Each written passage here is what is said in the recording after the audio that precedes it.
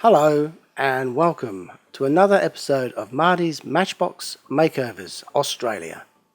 Today I shall be doing a makeover on this Matchbox Lesney number 15 Tipex refuse truck, and these were built in 1963. So this one has a fair bit of chipped paint on it, some rusty axles. The decals are scratched off, or at least they are on one side. Just a further point of note, this model did not come out with a windscreen. So I'm going to have to pull this apart obviously and paint it. It's two different colours, grey and blue. And this particular model was donated by Matt Ruth, along with a few others. So thanks Matt, I really appreciate it, and I'm sorry it took so long to me getting around to this one. There's a hole in the front there and I'm not too sure what it's for. Anyway, to get these wheels off I need to remove this mushroomed end of the axle. Normally I use a Dremel, but my tool is a little bit worn out. So today I'm going to be using just a plain old file. It's a bit time consuming and fiddly, but it does get the job done.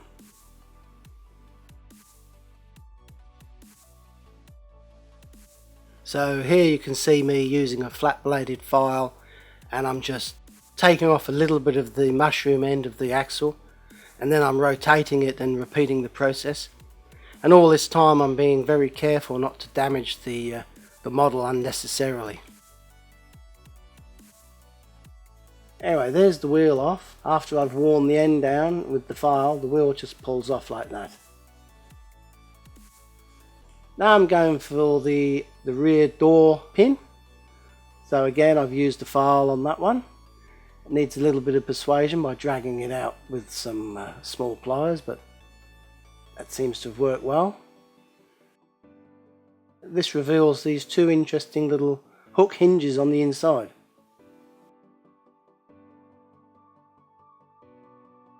Now this one's particularly awkward to get out because it's recessed and it's in an awkward spot.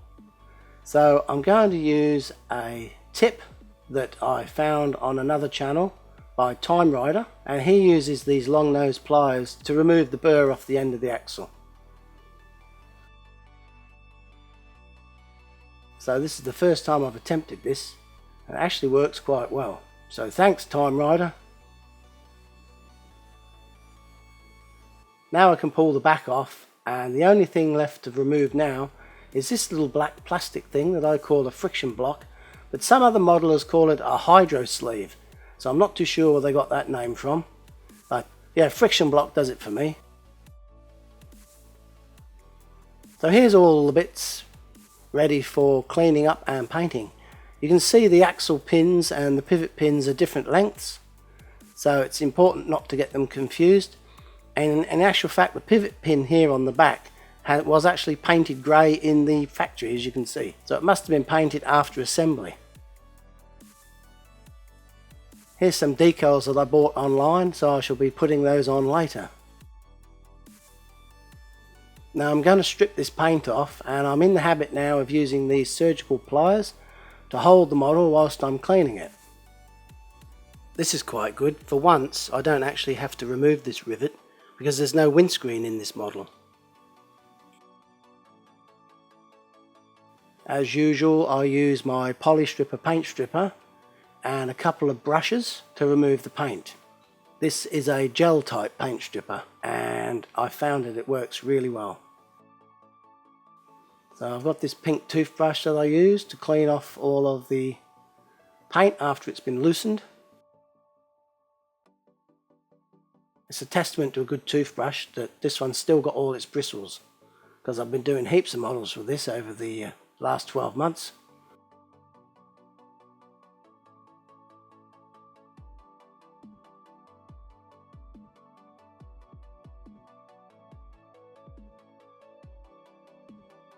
So that's the chassis and the rear door done, and now for the tipping rear body with the stickers on it.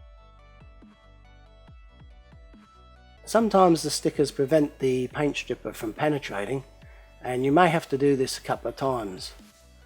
You can see there on the left hand side there's some grey paint that's still untouched by the paint stripper because it was covered by a sticker. Anyway, this is what it looks like after it's been stripped. You can check it for any dents. So I shall clean that up now. Oh, this damn boomerang belongs to my grandson, Connor. He always leaves it lying around, and I tell you what, I'm quite sick of moving it. So I'm going to get rid of it once and for all.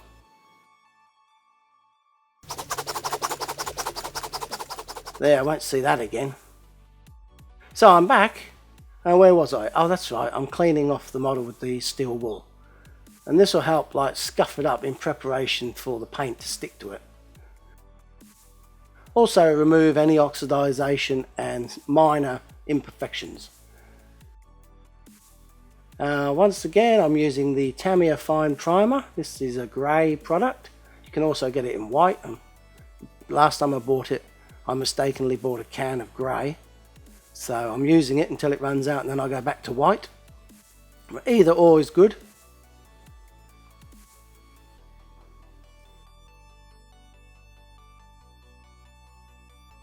What's good about it is it doesn't obscure the details on these fine models. I use these magnetic paintbrush grips to hold the model whilst it's drying. Now here's a close-up of the detail of the front of the cabin. Looks quite smart, doesn't it? And now it's time for the top coat. So for the cabin and chassis, I'm using Tamiya Blue number X4, which is a gloss paint. A few modelers put on multiple layers of thin, but I like to put on just a couple of layers of thick. And I find it glosses up quite well on its own when I do that.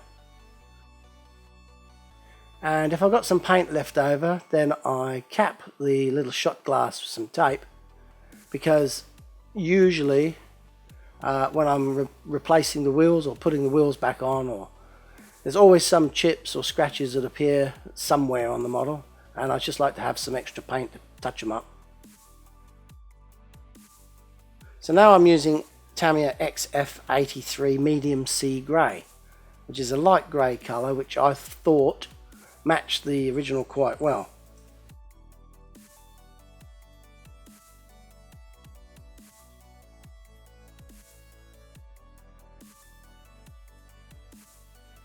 So this is a matte finish paint, so when it's dry I should be giving it a coat of Tamiya Gloss top coat, and that will make it look like new again.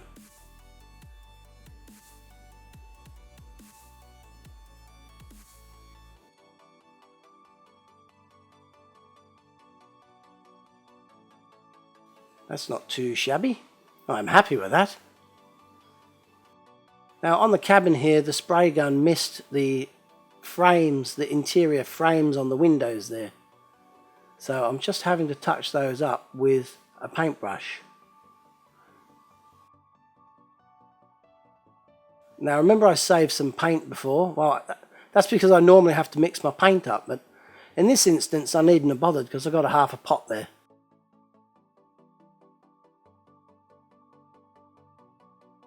So this is the Tamiya Clear that I'm going to use, and it's a great finishing product. It takes out any orange peel or slight imperfections on the model, and it makes it look beautiful. And after I've sprayed it, I put it underneath a container so that there's no dust settles on it, because it's such a high shine that one piece of dust and you see it a mile off.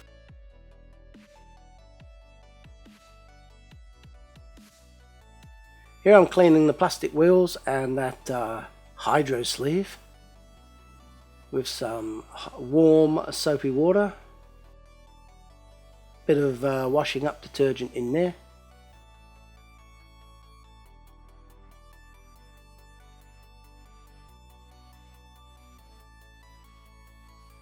And to freshen these black parts up, the tyres especially, I always use a gloss black wash, which is a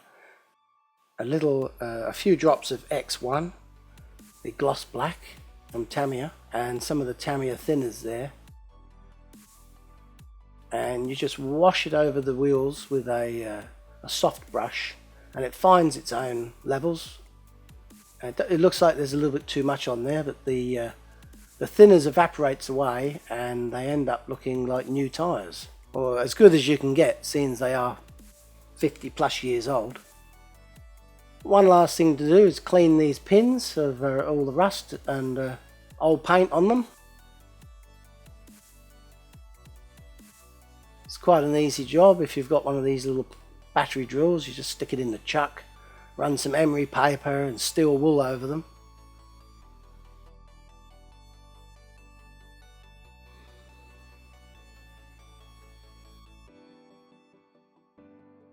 They look pretty good when they're done.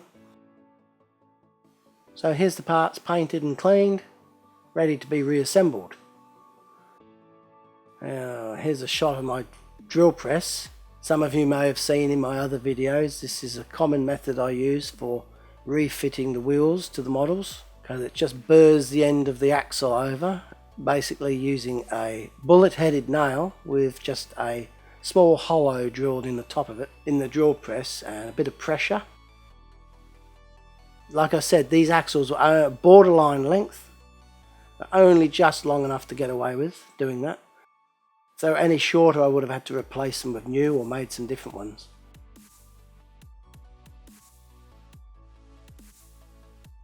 So to put the back on, you've got to place this extension through the friction block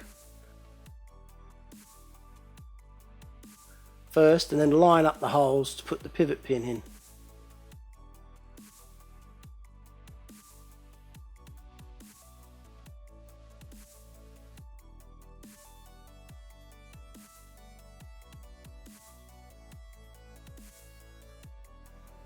I don't know if you noticed, but all the original heads of the axles and pivot pins, I keep them all on one side, and that way when it's on display you can have it all the good sides showing and not the sides that have been tampered with and redone and maybe don't look as good as they should.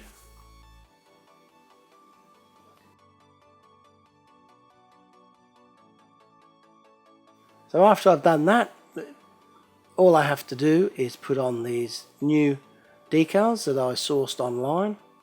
Can't remember where, because I have had this model lying around for a while and I bought these decals months ago, and I honestly can't remember who supplied them, but they're pretty good quality.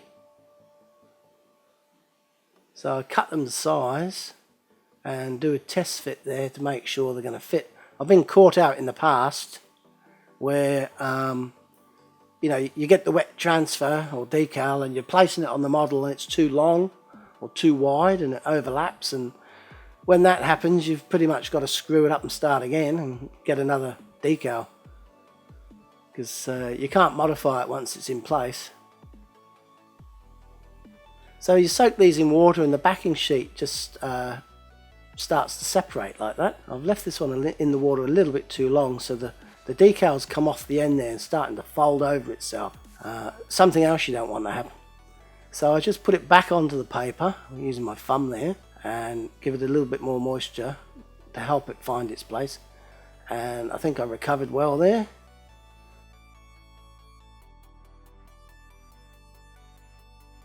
That goes on nicely. Use a cotton bud just to tease it into position and roll out any air bubbles that might be present. Smoothing it out gently, don't want to tear it. A bit of toilet paper there to absorb any excess moisture. Now you've just got to leave that now to set, to dry out, and it should adhere to the model. Here's the other side. Once again, spread some. Once again, roll out any air bubbles.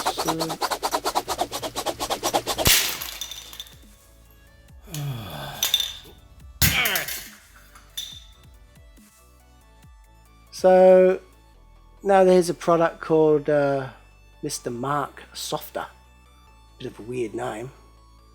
And the guy in the model shop said, oh, you should use this, put it on the decals, makes them stick better, they don't come off, they don't age.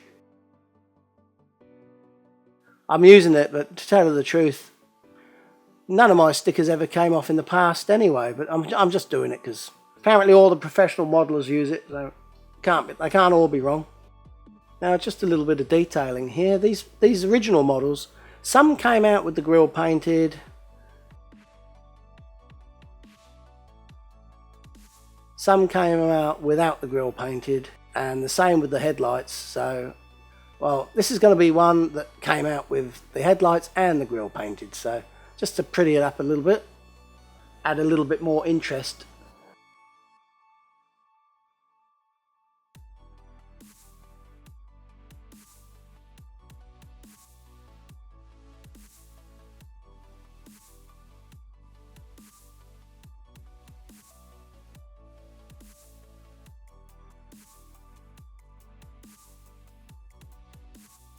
Here's a reminder of what it looked like.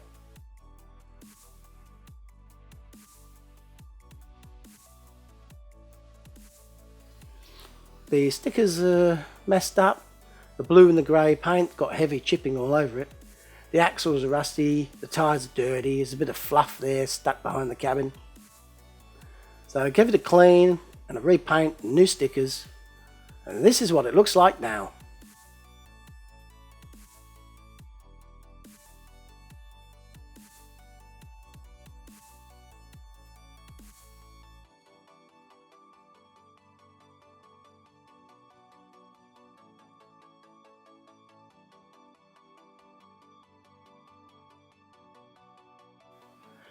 So, in every garbage truck's life, there will come a day when it makes its last journey to the tip, never to return.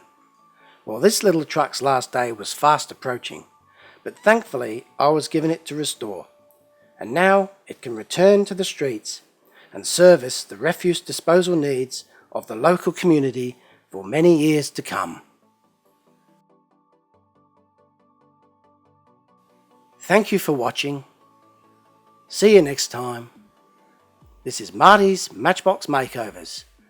Goodbye. Okay, I'm back. Now, where was I? That's right, I'm going to clean these with some wire wool. Tell me when. Yeah, I will. So I'm just going to be giving these a bit of a shine up. And, they're going to look brand new. Now, see if you can knock those two. Oh, see if you can hit those. Oh, Jesus Christ. You ready? Okay, see if you can hit. Oh, for God's sake! See if you can. Oh, for God's sake, it came back! Recording. No, you can't see the boomerang. So what, no? Yeah. Slide it.